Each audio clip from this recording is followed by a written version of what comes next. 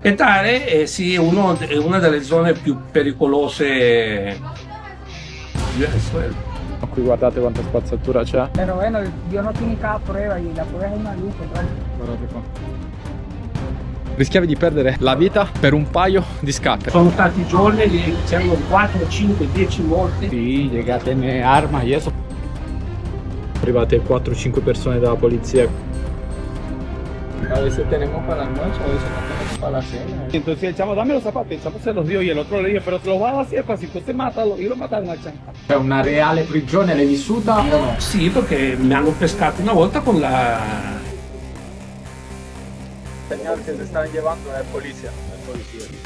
Se a un membro di questo gruppo gli stavi sulle scatole, c'è il rischio che poteva farti sparire. Imagínese, hoy en día, si te compras un par de zapatos, no compras la comida. Questo qua che vedete qua è un bagno. Purtroppo ti ammazzavano con un paio di scarpe.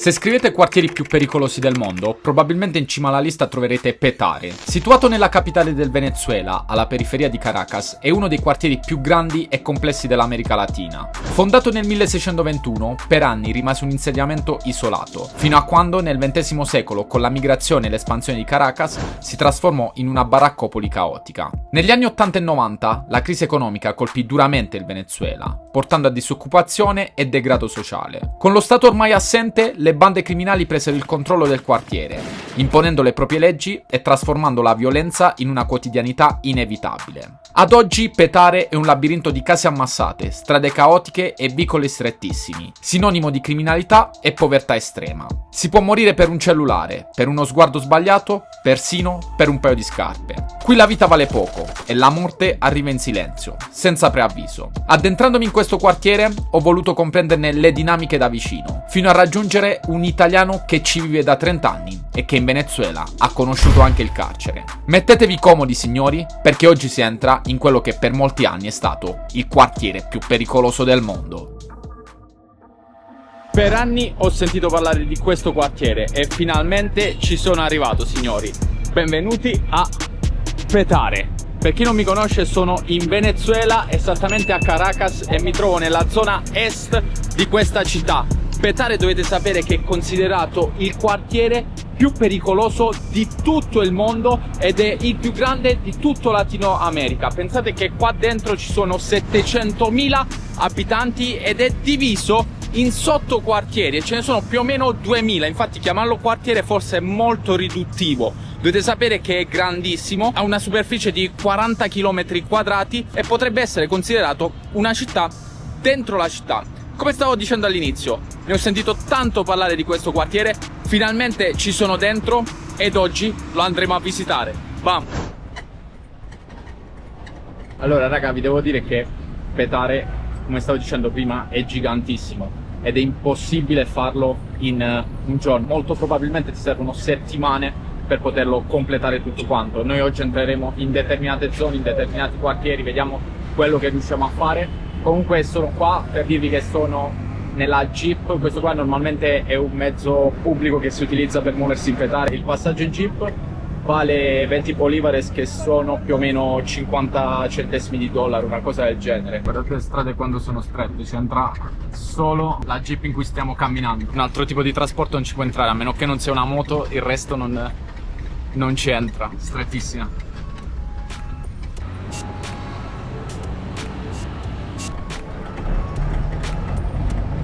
Il nostro viaggio parte dal quartiere del El Nazareno, situato quasi sulla cima di Petare, dove a farmi gli onori di casa ci saranno JJ e suo marito David, che prima di farmi conoscere il quartiere decidono di ricevermi a casa loro per farmi conoscere un po' le dinamiche della loro vita. Puedo preguntarle por qué tienen esta rejas.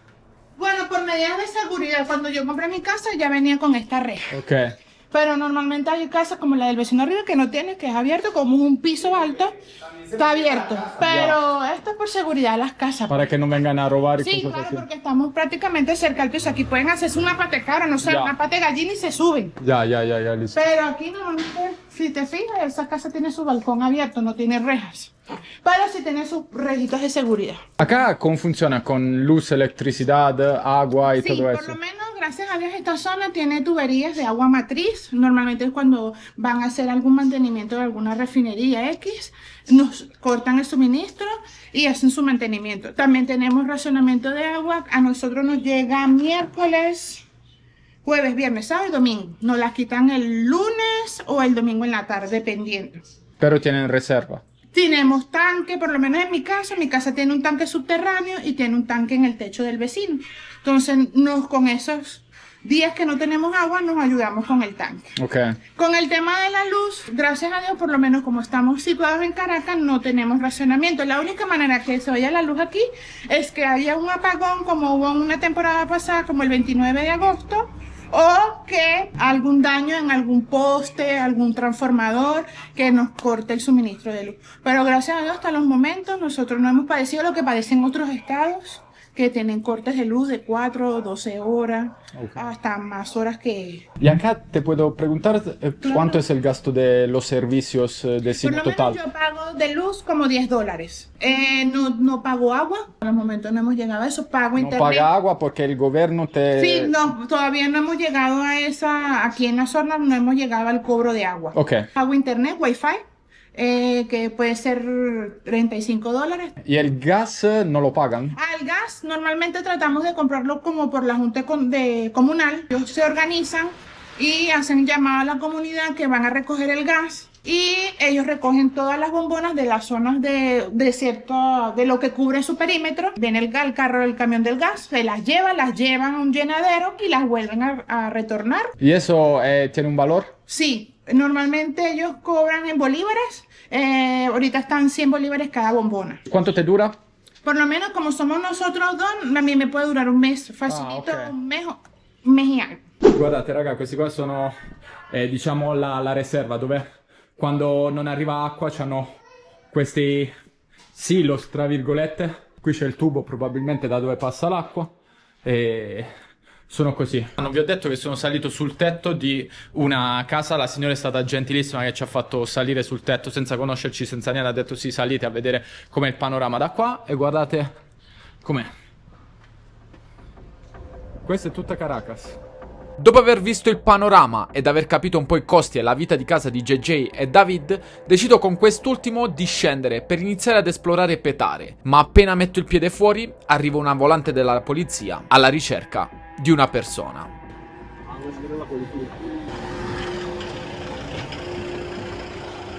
Cercare di riprendere la polizia come un po' dappertutto è sinonimo di mettersi in problemi, quindi sono salito adesso a casa di David per capire cosa sta succedendo, visto che è arrivata la polizia, sono arrivate 4-5 persone dalla polizia con una ragazza se non sbaglio e sono scesi in questa stradina che vedete qua e vorrei capire che cosa sta succedendo, ecco.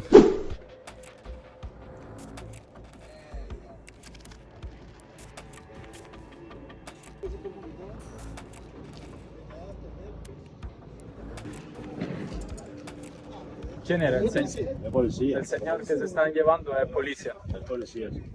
Pasa que le entró a coñazo a la hija porque la hija anda buscando un machete al río. Entonces yo no la de.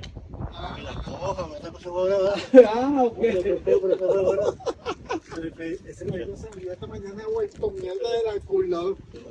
Ah, sí. ¿Cómo es? ¿Cómo es? Él es policía. El tipo que están llevando. Sí, es policía. Lo que pasa fue que yo coñazo a la hija porque la hija quiere andar en la calle, pues. Ah, Y la carajita lo denunció, pues la chama lo denunció. ¿y ahora dónde se lo llevan? Para el... Claro, se lo llevan para que dices, pero quitarle plata. È tutto chiaro? L'uomo è stato portato in caserma, probabilmente interrogato e poi rilasciato in cambio di una somma di denaro. In questo modo la polizia evita di registrare l'accaduto, rendendo l'evento inesistente agli occhi della legge. Così l'uomo può comportarsi esattamente come ha sempre fatto. Ma ora è il momento di lasciarci tutto questo alle spalle perché sta per iniziare la nostra visita dentro Petare. Me imagino que este escalones antes se utilizaban para, ¿cómo se dice? Para lo malandro, para los delincuentes, para escaparse. Sí, hasta la policía bajaba por aquí en moto Sí, persiguiendo. ¿en moto? Sí. ¿Y cómo bajaban? ¿Había escalera? Sí, la moto XT bajaban por aquí persiguiendo a los manos.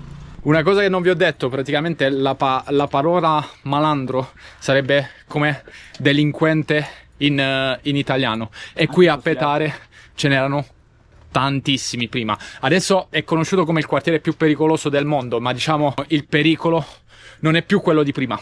Qualcosa c'è, ma non è più quello di prima. Perché questa cosa qua? Con la questione della crisi che ha avuto il paese, ovviamente come le persone normali se ne sono andate, se ne sono andati anche i delinquenti. Un'altra cosa che è successa non solo qua a Petare, ma anche in altre zone di Caracas, praticamente hanno fatto una pulizia sociale, limpieza sociale. Che cos'era questa cosa? Il governo ha organizzato un gruppo che si chiamava OLP, che è durato dal 2015 al 2017. Questo gruppo consisteva, facevano una lista di tutti i delinquenti della città, li andavano a cercare, li catturavano e il giorno dopo, come per magia, il delinquente non c'era più, era morto. Sfortunatamente però con questa cosa qua hanno preso anche persone innocenti. Se a un membro di questo gruppo gli stavi sulle scatole, c'era il rischio che poteva farti sparire. Quindi diciamo, da un lato è stata una cosa buona, mentre da un altro lato no, perché hanno fatto fuori persone innocenti. Prima vi stavo parlando di una cosa, David mi stava spiegando che negli anni 90 addirittura, io adesso ho queste paio di scarpe che sono rosse, che sono abbastanza appariscenti. Negli anni 90 succedeva che rischiavi di perdere la vita per un paio di scarpe. Prima andavano di moda tantissimo le Jordan, ma anche adesso ho visto tanti negozi con le Jordan, e qui succedeva che potevi perdere addirittura la vita per un paio di scarpe. Davide stava explicando que aquí en los años 90 corría el riesgo de perder la vida por un par de zapatos, ¿correcto? Claro que sí. Más de uno perdió la vida. Más de uno perdió la vida, sí, por un par de zapatos en Petare. Los vendían más baratos o los cambiaban por droga. Pero ese era, puedes perder la vida por un par de zapatos. Hay una anécdota también por la otra calle allá, para aquella fecha que robaba zapatos, para aquella época en que robaba zapatos, el chamo llegaba y le pegaron el quieto, como usted dice. Y entonces el chamo, dame los zapatos, el chamo se los dio y el otro le dijo, pero te los vas a dar así de fácil, entonces mátalo, y lo mataron al chamo. O sea, le entregó los zapatos y también lo mataron. Porque el otro compañero le dijeron dos que estaban robando, entonces el otro le dijo, pero te vas a robar así de fácil. Entonces dale el tiro, mátalo. Entonces llegó y lo mató. Le dio 2 tiros en el pecho. O sea, entregara o no entregara la cosa, igualito te mataban. Corría el riesgo, o sea. Corrías el riesgo, pues. Era mejor salir sin zapatos, entonces. Era mejor salir chancleta. Qualcuno può pensare che si stia esagerando, infatti anche io lo credevo, ma facendo una ricerca rapida su internet ho potuto constatare che non è così. Qui morivi davvero per un paio di scarpe. Pensa che strano, mettevi dei soldi da parte per comprare il tuo paio di scarpe preferite e allo stesso tempo dovevi pensare di stare attento a portare a casa la pelle quando le indossavi. Un po' come succede da noi in Italia, no?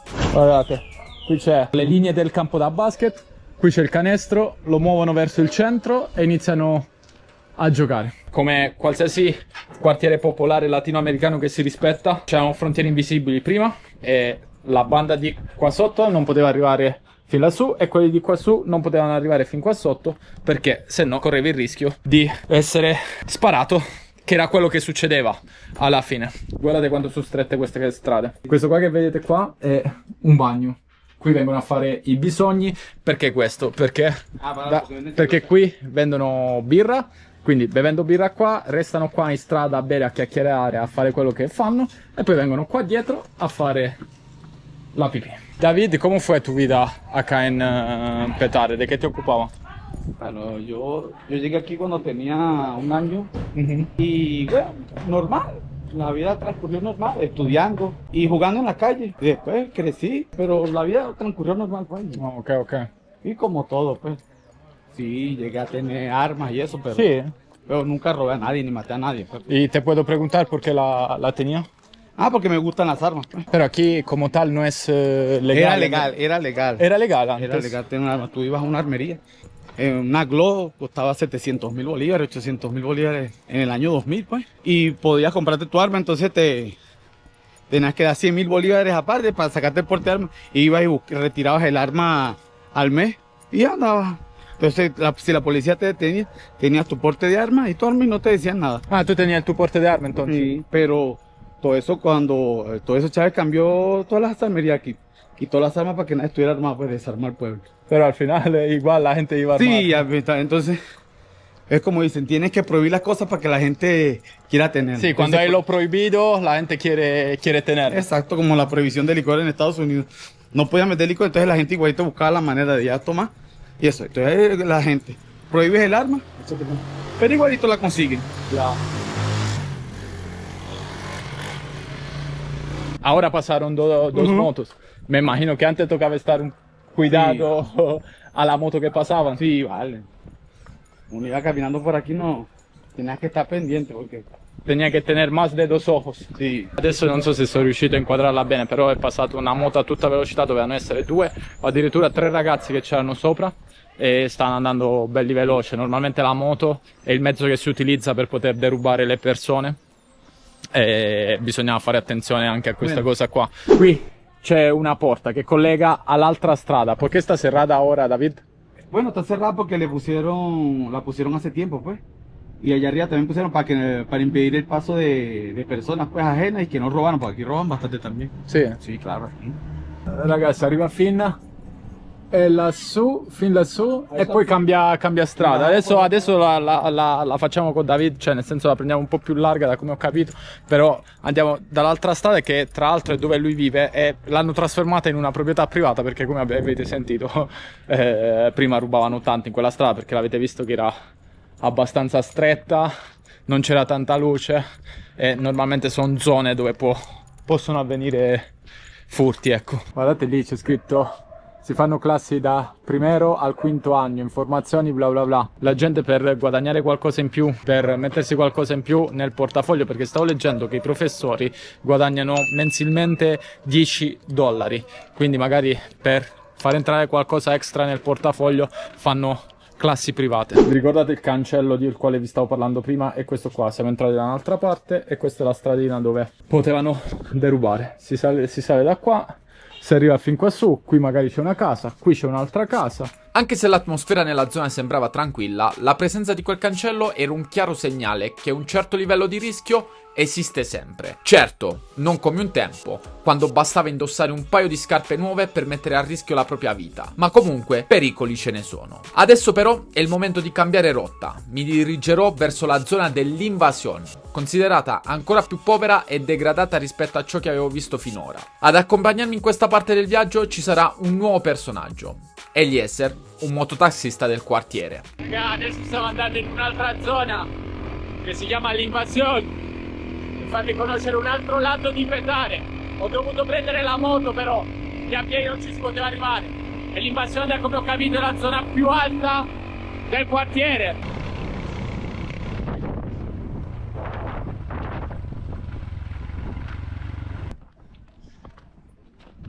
Es normal che hai tutta questa basura? Sì. Sì. Questo è il panorama che si vede da qua. Prima non so se avete visto durante il nostro arrivo in moto era pieno di spazzatura, anche qua è la stessa cosa. Qui c'è spazzatura, lì sotto c'è spazzatura, è pieno qui, guardate quanta spazzatura c'è. E come stavo dicendo adesso praticamente poi vengono le persone a raccogliere del materiale che si può riciclare e lo vengono a vendere qua. Il riciclaggio dei rifiuti, nella maggior parte dei casi, è svolto da persone povere che, non avendo un impiego regolare, si dedicano alla raccolta di materiali da rivendere, come i ragazzi che incontrai poco dopo, che mi spiegarono un po' le loro condizioni di vita nella zona. ¿Cómo es su vida acá? ¿De qué se ocupan? ¿Qué hacen? Ahorita como no hay fuente de trabajo ni nada, lo que hacemos es reciclar. O sea, van a recoger las cosas que veo acá. Lo que hay por ahí, de repente chatarra, cosas así de reciclaje, pues, cartón. Cosas que no sirvan, pues que uno pueda reciclar por ahí para venderlo y sobrevivir, porque eso es lo que estamos haciendo hoy en día aquí en Venezuela, pues, sobrevivir. Porque no se puede decir que hay un trabajo digno, que uno diga, voy a trabajar y sé que tengo un sueldo digno como para mantener una familia, no. No. Mentira. Ahorita el que tiene una motico también se ayuda con su moto y su broma. Acá veo la moto, ¿de quién es? ¿Tuya? No, ese es un amigo de nosotros que trabaja, por decir, haciendo así como él, pues, haciendo carreritas. Ajá. Pero de eso es lo que vive uno el venezolano hoy en día aquí, más que todo. ¿Tú también te rebuscas como mototaxi? Mototaxi, sí. Ok. Es que ahorita nos bañamos para descansar un ratico, pero ya vamos para arriba otra vez. ¿Sabes que aquí no está tan fácil la cosa? Sí, bueno, de lo que se lee es el país está en crisis. Lo que quiero entender yo también es cómo las personas logran ir adelante, cómo echan para adelante, porque supuestamente lo que leo, el salario mínimo aquí son $3.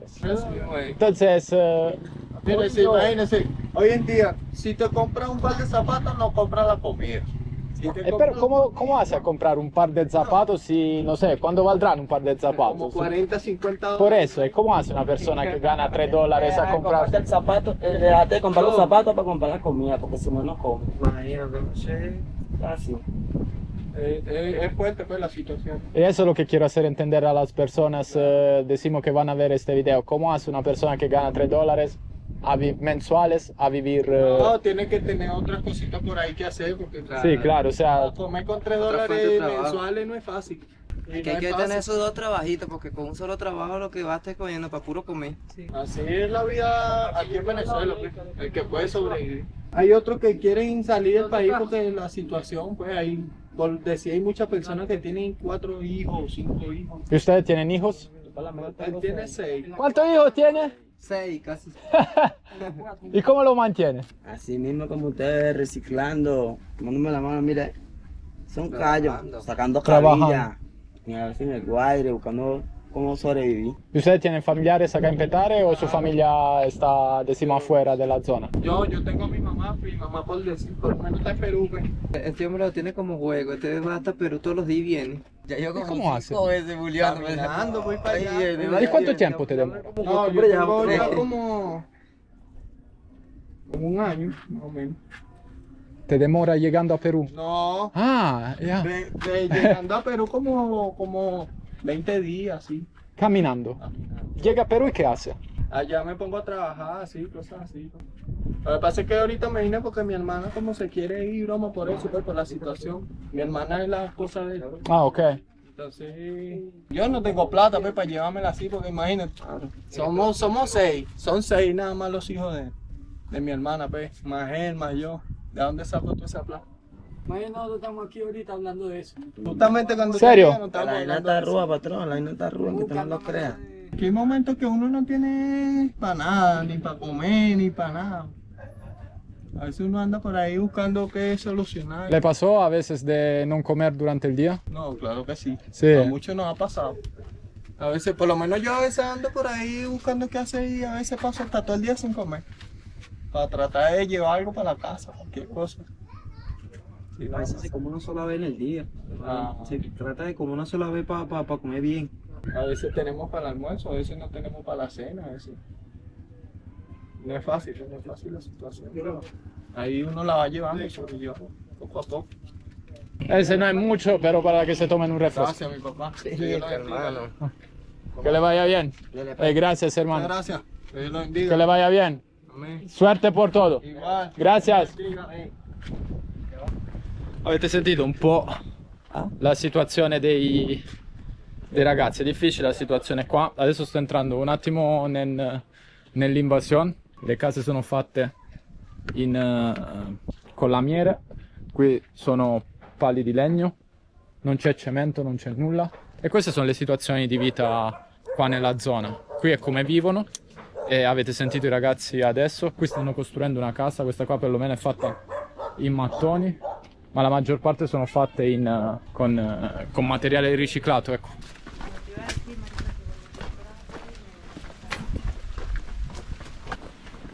Todo esto era un barranco completo. Mhm. La gente fue ya haciendo su casita, su broma así. Se vede che sono toda costruita Claro, y así ha ido quedando así. con materiale riciclable, me imagino, sí. La gente va a recoger este material y después se vuelve casa este material.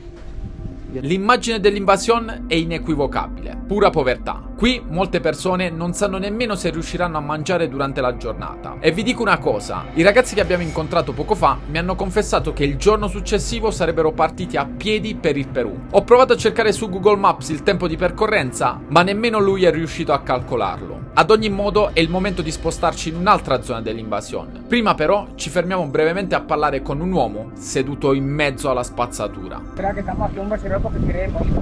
Quisiera estar todos los ¿sabes? Claro. Pero bueno, Dios no tiene cada prueba y la prueba es una luz, otro.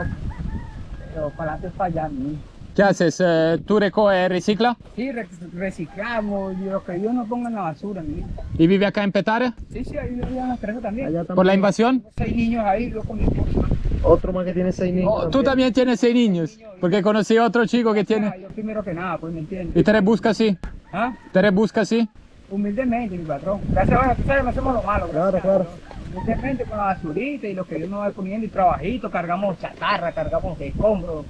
¿Pero tú siempre hiciste eso o sea, en pasado hiciste otras cosas más? Trabajado de todo un poquito, gracias a Dios. Trabajado vaina con construcción, albañilería, trabajo de herrería, ¿me entiendes? Pero es prueba que Dios nos ha puesto en el mundo y bueno, para adelante es para allá, hermano. Claro. Y Dios es grande, yo. Y si algún día Dios nos pone otro mundo, bueno, Él sabrá. Yo creo que las cosas van a mejorar de todo modo. Dios te bendiga, hermano. Igualmente, hermano, que te vaya bien. Adelante. Gracias. Dios me lo bendiga y me lo siga cuidando y me lo siga bendiciendo. Yo, papá, Gracias, todo bien. por aquí con humildad, mi rey. Yo, cualquier trabajito nos vine a buscar que aquí le camellamos donde quiera. Claro que sì, claro che sì. Gracias, hermano, por tu tempo.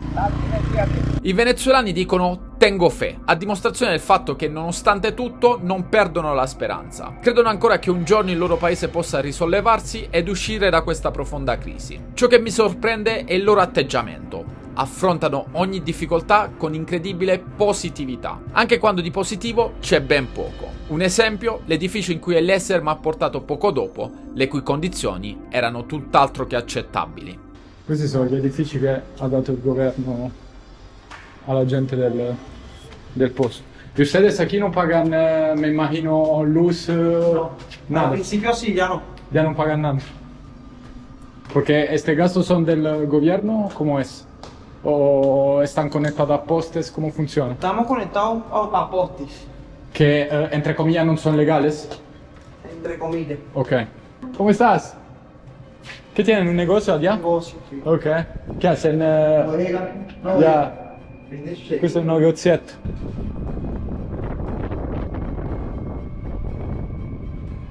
Ah, chi è donde? Credo buttavano molto probabilmente per una spazzatura. Ah, guardate qua. Ecco. Proprio sta cuidado entonces. Mi hanno messo il polistirolo, qua praticamente sta aperto, si vede da fuori. Eccolo.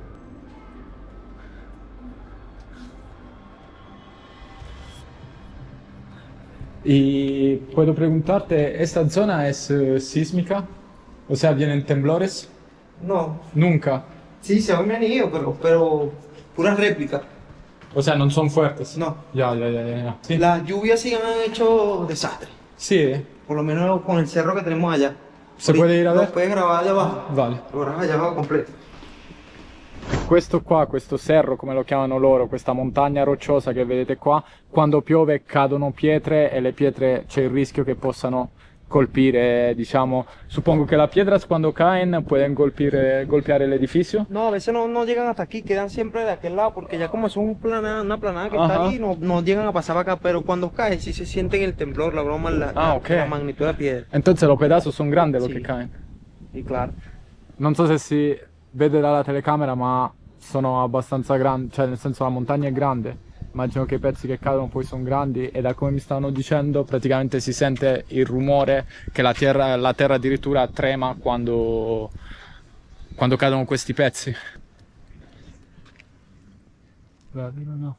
O sea, me imagino que necesitan piezas, es un carro donde pueden sacar piezas y darla No, a quien la estamos yendo necesita. por piezas, que tal vez partes, le ajá. sale más. Sí. O sea, le sale, decimos, más, le produce ingresso, más. más ingresso. Ya, sì. Ce l'hanno così praticamente le macchine, magari macchine che il motore gli ha dato un problema, non possono pagare la riparazione, la lasciano là e quando vengono, magari serve a una determinata persona, gli serve un determinato pezzo di questa auto, lo vendono e quindi come sta dicendo Eliezer, lo vendono per parti e così magari guadagnano qualcosina in più.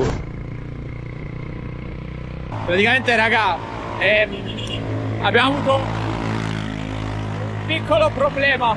Stavamo salendo questa strada e si è rotta la guaia e stiamo cercando di aggiustare il problema. Eliezer adesso farà il meccanico anche La tiene accelerata sì. Y vamos. Metodo molto rustico, però dovremmo farcela fino ad arrivare a un certo punto. Vamos.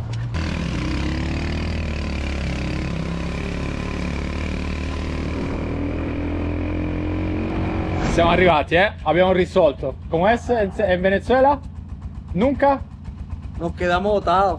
De una manera para otra se resuelve. Siempre resolvemos.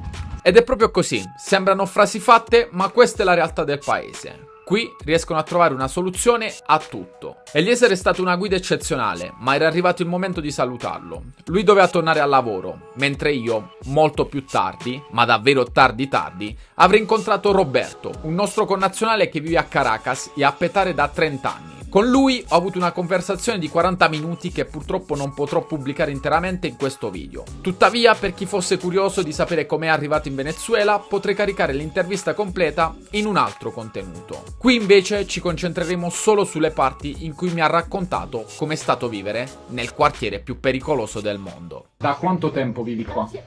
Dall'anno 92.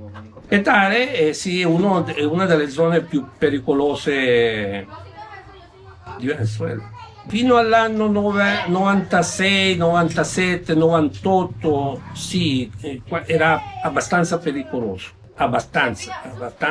Dicevano che per un paio di scarpe ti potevano... Sì, quando hanno incominciato a venire qua le scarpe Nike, le famosi Jordan, eccetera, e sì, se non te le lasciavi rubare ti sparavano, purtroppo ti ammazzavano con un paio di scarpe. Non solo, ti togliti il portafoglio con un pochino di soldini. Se tu lottavi un poco, qui c'è il problema che i criminali, c'è molta gente armata illegalmente. Qui in Venezuela non è come in Italia. In Italia un cittadino privato non può avere porto d'armi. Qua è facile avere un porto, era facile, avere un porto d'armi, era normale, se si poteva avere un privato, non dovevi dare spiegazioni di niente, compravi l'arma e se non avevi problemi legali ti davano il porto d'armi. Però i delinquenti ce n'è abbastanza, ce n'è molti e andavano tutti armati. Quasi era più facile incontrarsi qualcuno armato che disarmato ed era illegale. Quindi tu sai che quando uno la sua arma non sta registrata, non ha un porto d'armi, la tirano fuori facilmente, fanno uso facilmente. Quegli anni sono stati forti, abbastanza forti. Anch'io mi hanno assaltato senza conseguenze gravi, però erano 3 con 2 armi. Ero chiaro, una vita portafoglio. Non preciso di me un altro portafoglio. Ah sì? Perché ho detto i documenti. Educati. I documenti. E c'è stato davvero alcuni anni forti. E non c'era un punto davvero franco dalla delinquenza in Venezuela e in Caracas. Da 10 anni a questa parte ha migliorato molto la cosa. Ok. Se vuoi sapere perché lo dico. Il motivo è quello che vi ho spiegato prima. Le cose si sono calmate perché hanno fatto una pulizia sociale, ma anche perché con la crisi del paese i delinquenti sono andati via. Comunque poi, per chi vorrà, potrà vedere l'intervista completa con Roberto, così potrete ascoltare anche dalle sue parole tutto questo. Prima di salutarlo però, volevo fargli un'ultima domanda. Avevo saputo che era stato in carcere in Venezuela e volevo scoprirne il motivo. Io qua sono stati molti anni documentato, Ok. senza illegale, diciamo, no? Però è stato un poco per colpa dell'autorità venezuelana e un poco per colpa dell'autorità italiana. Io avevo perso 2 passaporti qua, non li avevo persi, però la suggerenza qua... Ok. Ti avevano detto che dovevano essere cioè che dovevi dire che dovevano essere persi Sì. già. Ah. E poi non sono riusciti, perché ti dico, c'era una tranca, ostacolavano molto qua le autorità a un italiano, a uno straniero, Okay. no, non diciamo italiano, no, non so perché, non l'ho mai capito, perché se uno avesse avuto antecedenti, che io non avevo, lo capisco, se uno è un delinquente, però se uno no, E ho fatto i miei documenti falsi anch'io, fatta dalle stesse autorità. Ok. Te la facevano solo la foto con il documentico, però non c'era il riscontro nella DX, che era l'anagrafe italiana, lo che è l'anagrafe in Italia. Non c'era il riscontro. Quando ti fermava la polizia solo verificava con il numero se tu avevi antecedenti o se avevi una cattura qua, un mandato di cattura, no? Non ce l'avevi, tu andavi. Erano casi rarissimi che verificavano se volevano rompere le scatole, diciamo. Era raro, se uno era molto sospettoso, però già quando vedevo che nel documento c'era italiano, io andavo bene, senza tanti problemi. Però sono stato arrestato più di una volta. Più di una volta? Sì, okay. Perché cosa fanno? Anche loro, come sanno che hai il documento anche scaduto, perché questo durava un anno, fermavano, in tutti i modi stavi illegalmente, perché non poteva essere scaduto, anche se fosse falso. Loro non si davano conto che era falso, era scaduto, e non riuscivo a trovare più la gente per rinnovarlo. Ok.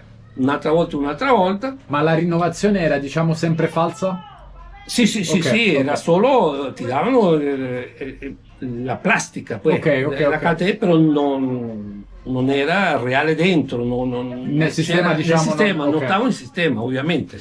Però la polizia non verificava questo, verificava solo col tuo numero e il tuo nome se tu eri un ricercato. Però è venuto un momento in cui la polizia prende pochi soldi, è molto molto mal pagata, veramente, da quando io stavo qua, uguale adesso, dopo 30 anni. Sempre stata mal pagata? Malissimo, una questione miserabile. E allora a volte si vedono nella situazione di approfittarsi, e io ero uno di quelli. Ero uno di quelli.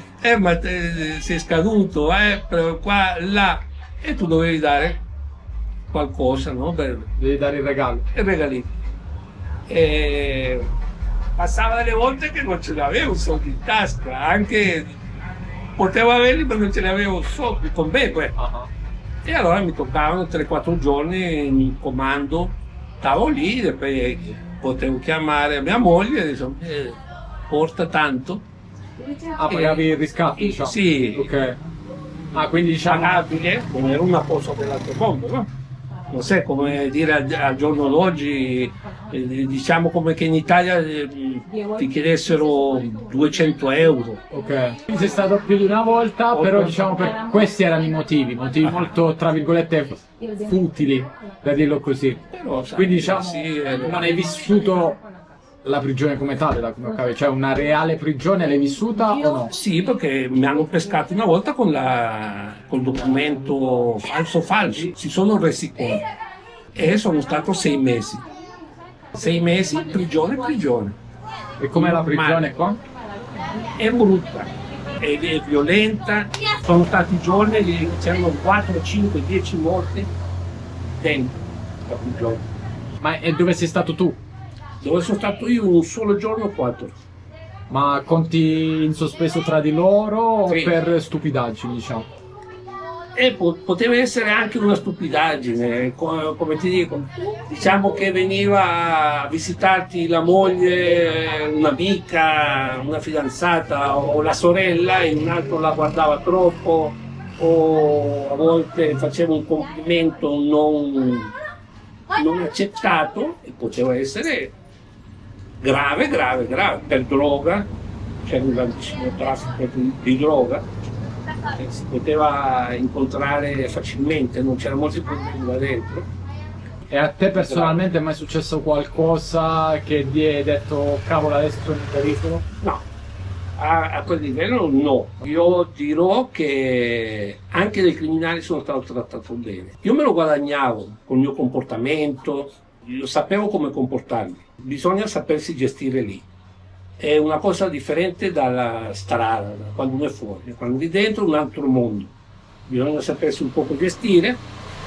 E poi, come io non davo fastidio a nessuno, non stavo nel commercio della droga né del cibo, niente, ma stavo abbastanza tranquillo. Io insegnavo un po' di inglese, insegnavo un po' di italiano, matematica, certe cose, perché qua un recluso, se studia ogni 2 giorni di studio, gli tolgono un giorno di pena, se tu studi o se tu lavori dentro la carcere. Quindi io insegnavo, davo come dei corsi, erano accettati e quindi i ragazzi che stavano lì lo presentavano.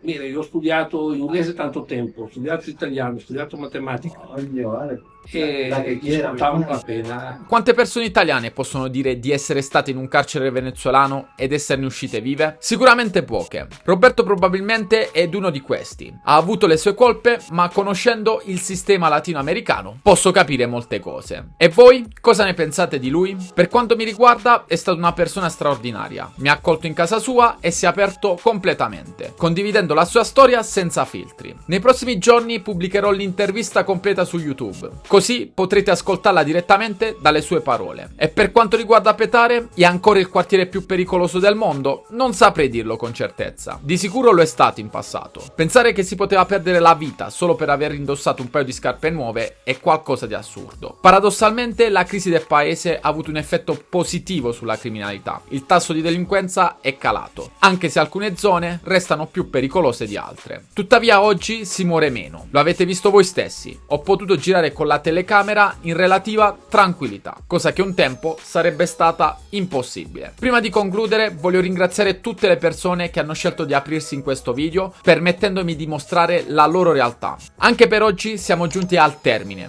Fatemi sapere nei commenti cosa ne pensate di Petare. Io vi saluto e ci vediamo alla prossima. Ciao!